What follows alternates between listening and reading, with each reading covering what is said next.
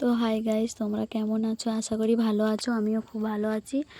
তো দেখো, তোমাদের আগের একটা ভিডিওতে বলেছিলাম যে আমার বরের বার্থডে আর কি করি তোমাদেরকে দেখাবো। তো ভিডিওটা ছাড়তে একটু লেট হয়ে গেল।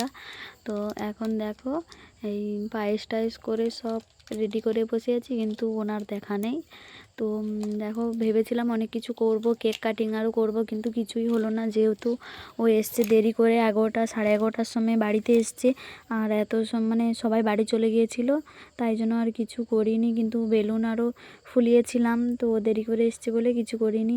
আর ওকে কেকও আনতে বলেছিলাম, ও এত রাত্রে এসছে, কোনো দোকানে খোলা ছিল না, তাই জন্য কেকটাও আনেনি। তো এবছর তো যেমন তেমন হয়ে গেল, তো পরের বছর চেষ্টা করব ভালো করে করার।